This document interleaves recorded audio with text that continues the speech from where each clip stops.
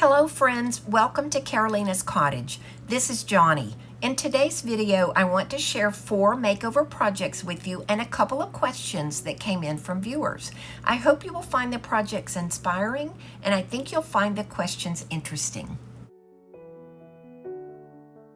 Some of the pieces in today's video are leaning more toward a French provincial style, and that was quite an interesting development for me.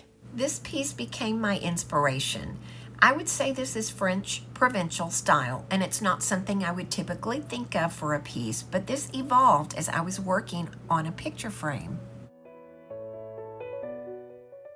The frame is about 16 by 19 inches or 41 by 48 centimeters, and I knew it would need the addition of air-dry clay castings to make it look more like cottage-style decor or French country. That was my original thought. I'm using cornstarch to lightly dust these molds to help the castings pull away from the silicone mold a little easier.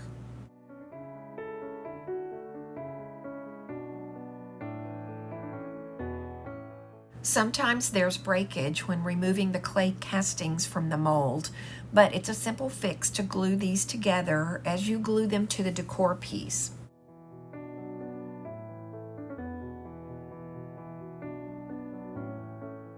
The soft clay allows bending and positioning for placement, and I typically use Titebond glue to attach these castings to the piece.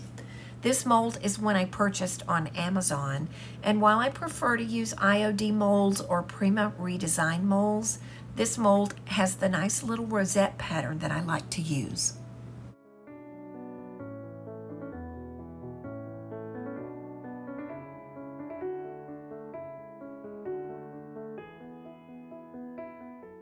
These clay castings will need a coat of paint while they are still moist to prevent some of the cracking and shrinkage that can occur while the clay is drying.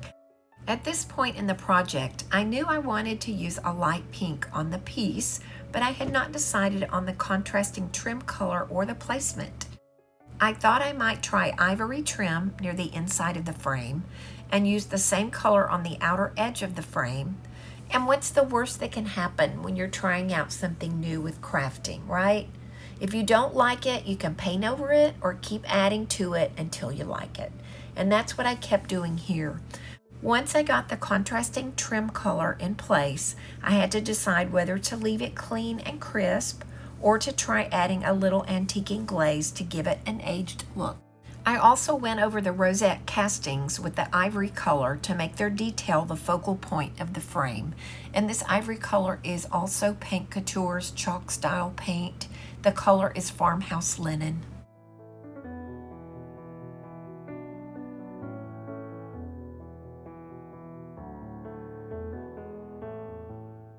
The next step in the project is to decide on what to put in the frame, and there are a lot of options to consider.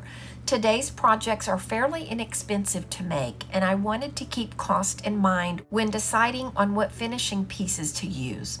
One of the options I'll try is a few decoupage papers that might work. If that's the option I choose, I'll then need to decide on what to use as a feature in the center of the decoupage paper.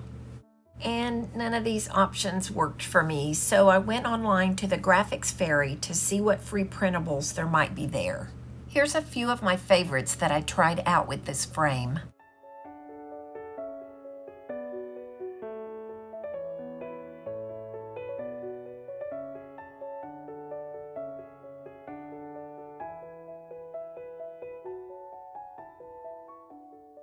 I kept coming back to this one, and it surprised me a little bit.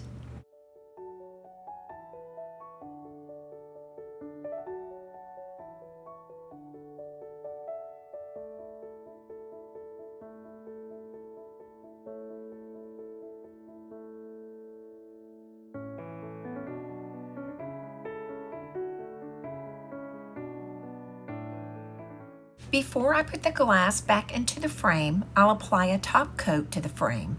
This will make it ready to receive the antiquing gel if I decide to use that.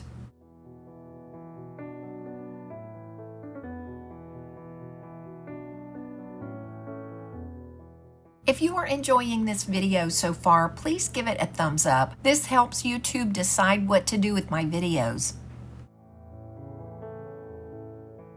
I taped the backing in place and then gave the piece some thought to decide whether I should apply antiquing glaze or leave it as is.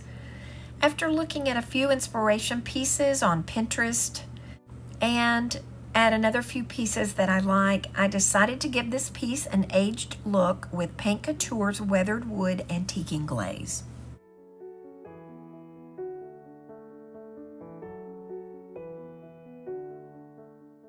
This helped make the carved details more visible, and it helped accent the rose castings on the corners.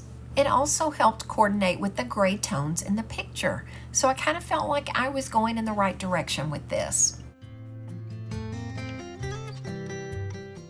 As I am finishing up the antiquing detail on this piece, I wanted to bring up a comment from a viewer of my previous video.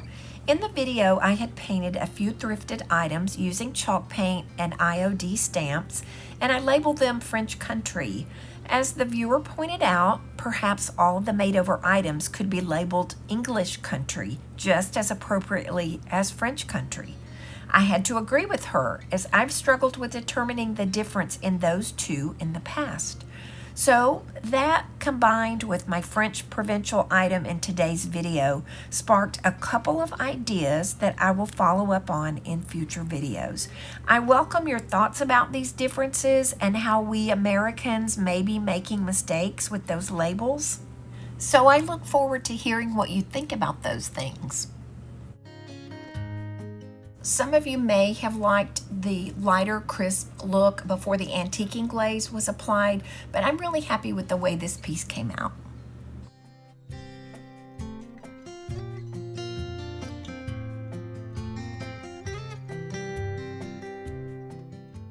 The next project was going to include 4 pieces in one project, but since that might make the video too long, I decided to just video the makeover of one of these framed prints. I've had these for about 3 years and had painted the gold frames with milk paint initially, but I wasn't happy with the look. I sort of lost motivation to finish these. Today I'm adding a few of my air dry clay rose castings with a buttercream colored chalk style paint to the frame, and I'll accent the roses with a little gold paint.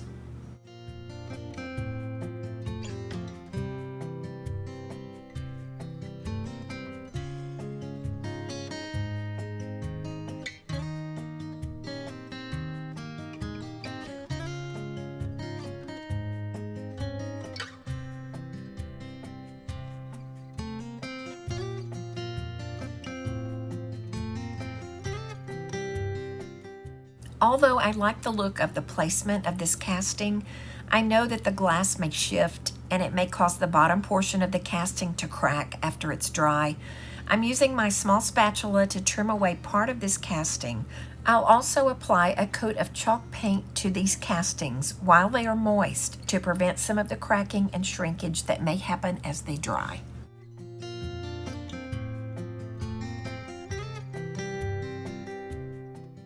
Another comment or question that came up last week from a viewer was that I was using a small brush to paint a large item.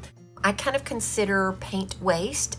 Cleaning brushes pretty often does waste a lot of paint, so I'll typically cover them with foil between coats while the project is drying. And I may also use a brush that's smaller, that I already have that color of paint on, just to save time and paint. So I try to be pretty frugal when I'm working on projects, and I appreciate the fact that you all probably have that concern as well. I'm finishing up this piece. I added a little pale gold metallic paint to the raised areas of these roses and leaves for a finishing touch.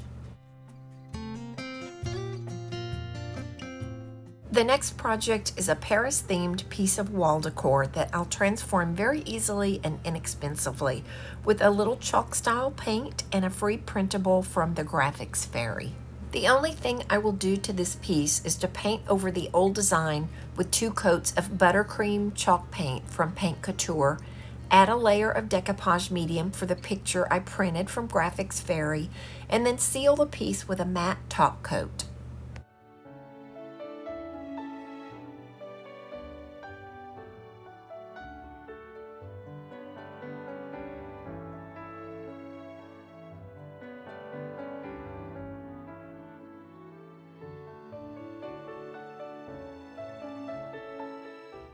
This is another French provincial style printout I chose for this video because of its soft neutral colors and the combination of whimsy with formal style. I think it's cute and it would be a good fit in a few different spaces. I could see this in a bathroom, a bedroom, a little girl's room for sure, and it might also work in a vignette on a shelf or a piece of furniture.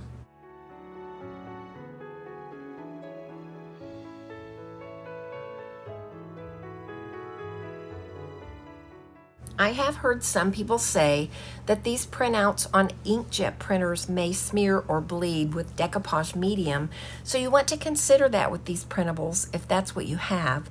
I use a Canon printer with liquid ink, and it works wonderfully with these printables. The liquid ink is much cheaper than the inkjet cartridges, so that's something to keep in mind as well.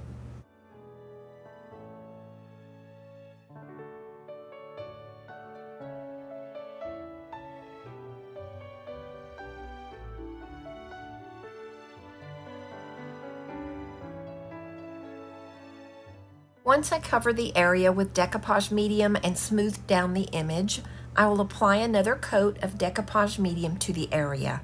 I used a small plastic spatula to remove wrinkles and smooth the surface a bit more.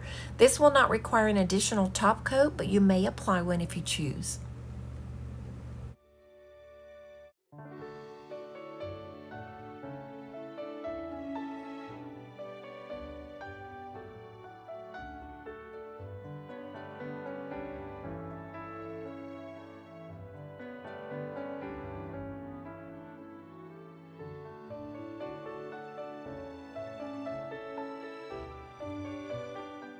Aren't these ladies cute?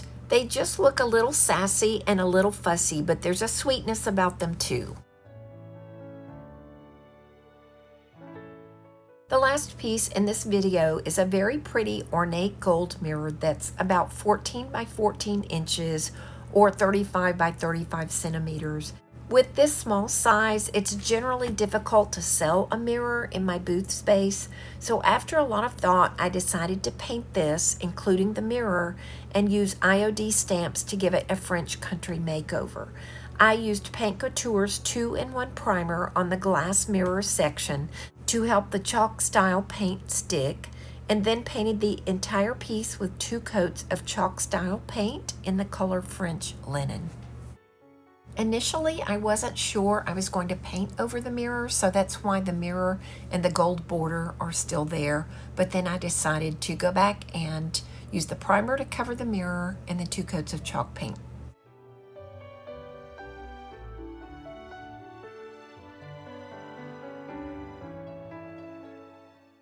I'm using an IOD stamp for the center of this piece, and I want only the upper portion of this sheep. So I'm going to mark off the area I want to use, and I'll use painter's tape to mask the area before applying the ink.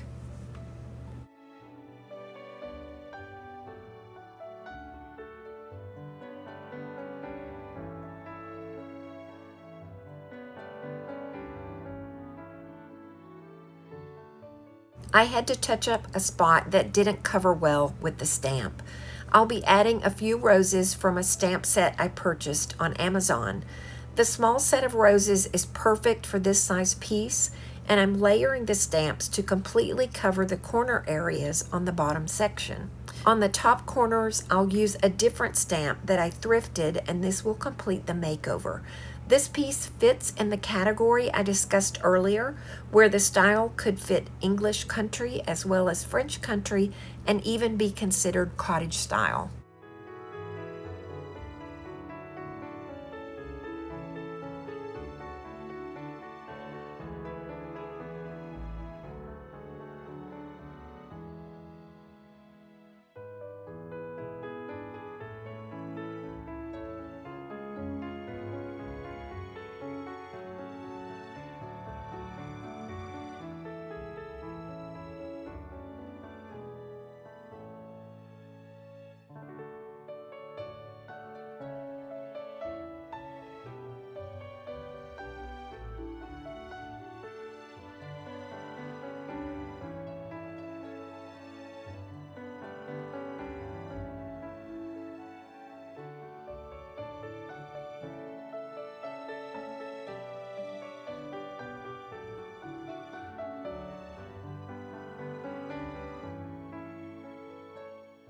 I really love pieces with this raised detail. Adding a little chalk style paint and top coat brings out the raised detail, and it helps it have a soft look that's almost like buttercream frosting. I guess my mind is always on dessert, but this really does have a milky ice cream softness about it, and I love that. Remember that by using the link listed below, you can get 10% off of Paint Couture products. I am also listing Myra's link for a source of purchasing Iron Orchid Designs products. Take another look at these pieces. I hope you enjoyed watching these be created as much as I enjoyed creating them. Every week I look forward to creating something that you might enjoy, either the result or the process, or maybe both. I hope it inspires you to make some of your own. I think today's video is a good example of how inexpensively you can create some of these projects. I purchased my materials, just a few things at a time, and I used those materials that I can get multiple uses from. I also utilize free printables from the Graphics Fairy, and the items I make over have been thrifted.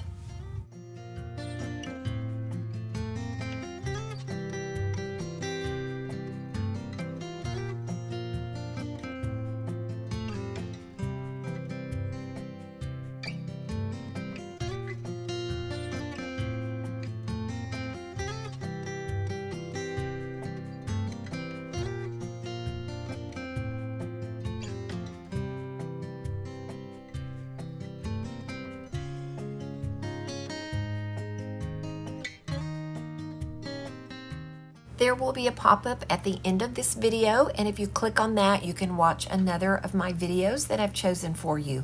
Thank you for watching today. Please give this video a thumbs up. Please subscribe if you haven't, and I will see you in the next video.